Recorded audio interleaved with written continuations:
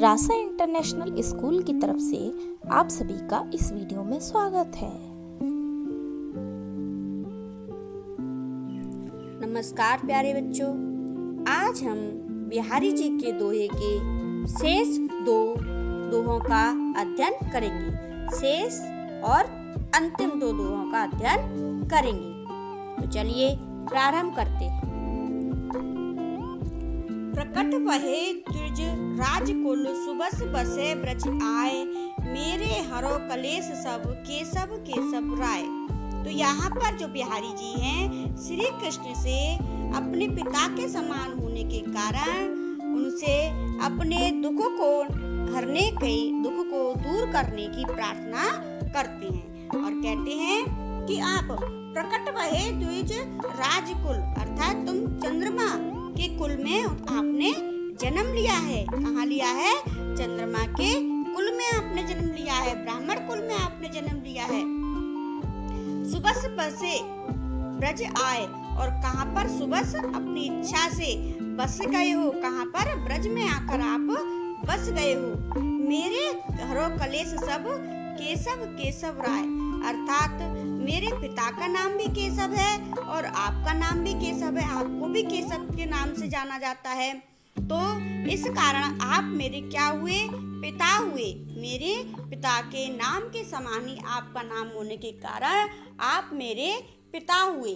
तो इसलिए आप मेरे कलेशों को, मेरे कष्टों को हरो, दूर करो। अब हम इसकी व्याख्या करेंगे।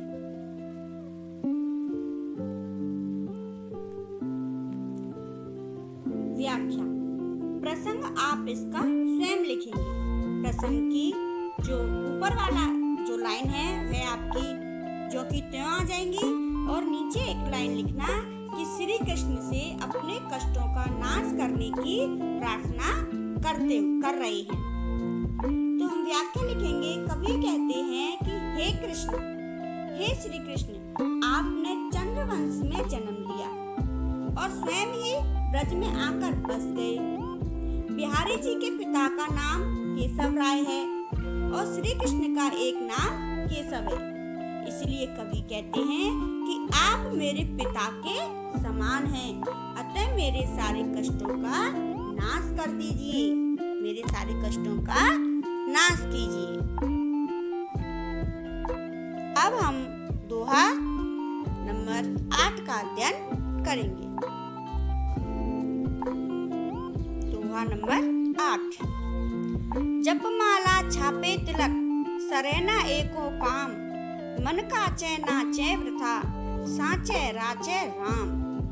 तो यहाँ पर कवि ने बाहरी आडंबरों को छोड़कर सच्चे मन से ईश्वर की भक्ति को करने का आह्वान किया है। सच्चे मन से ईश्वर की भक्ति को करने का आह्वान किया है, राम की भक्ति करने का आह्वान किया है। उन्होंने कहा है कि जपमाला छापे तिलक, कि आपको क्या करना है? आपको माला नहीं जपनी है, आपको छापे तिलक नहीं लगाने हैं। इनसे सरेना एको काम, इनसे कोई काम नहीं बनता है। ईश्वर इन बाहरी आडंबरों से खुश नहीं होते हैं। मन कांचे नाचे प्रथा, अपने मन को कांच के समान आप पारदर्शी बना लीजिए। इसमें कोई भी खोट नहीं होना चाहिए, किसी भी तरह की कोई त्रुटि नहीं होनी चाहिए, किसी भी प्रकार का द्वेष इसके अंदर नहीं होना चाहिए। साचे राचे राम, उसी से जो राम है तभी आप राम से सच्ची प्रीत कर सकते हैं और राम भी आपको अपना भक्त बना सकते हैं और आपकी बाधाओं को हर सकते हैं, आपकी बाधाओं को दूर कर सकते हैं। तो यहाँ पर बिहारी जी ने क्या कहा है? बाहरी आडंबरों को ना करने का, स्वांग ना रचने का उन्होंने यहाँ पर आह्वान किया है। तो अब हम इसकी व्याख्या करेंगे। प्रसंग प्रस्तुत हुआ हमारी हिंदी पाठ्य पुस्तक स्पर्श से लिया गया है। इसके कवि बिहारी हैं। यह दोहा उनकी रचना बिहारी सतसई से लिया गया है। इसमें कवि ने बाहरी ढोंग के स्थान पर सच्चे मन से ईश्वर की भक्ति का महत्व दिया है। किसकी भक्ति का? ईश्वर की भक्ति का इसमें महत्व दिया गया है। अब हम इसकी व्याख्या करेंगे। व्याख्या। कभी कहते हैं कि केवल ईश्वर के नाम की माला जपने से, ईश्वर के नाम के लिख लेने से तथा तिलक करने से ईश्वर भक्ति का कार्य पूरा नहीं होता। यदि मन में ईश्वर के लिए विश्वास ना हो तो उसकी भक्ति में नाचना व्यर्थ है।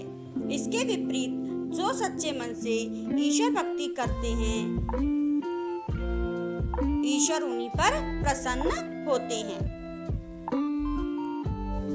अर्थात हमें ईश्वर की भक्ति करने के लिए उनका सच्चे मन से स्मरण करना होगा और अपने मन को भी शुद्ध रखना होगा।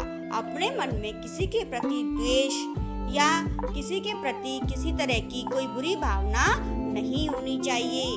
हमें सच्चे मन से ईश्वर का भजन करना चाहिए। इन बाहरी आडंबरों को हमें नहीं अपनाना है। क्या? माला जपना, ईश्वर का नाम लिख लेना, तिलक लगाना, भगवा वस्त्र पहनना, इस तरह के कार्य में नहीं करनी है। तो प्यारे बच्चों, आज आपका बिहारी पाठ खत्म होता है। बिहारी के दोहे यह पाठ आपका खत्म हो जाता है, समाप्त होता है। अब आप इन दोहों का दोहरान कीजिए और आप इन्हें याद कीजिए। तो अब हम नेक्स्ट वीडियो में नेक्स्ट टॉपिक कवर करेंगे। तब तक आप इसका अभ्यास कीजिए। धन्यवाद।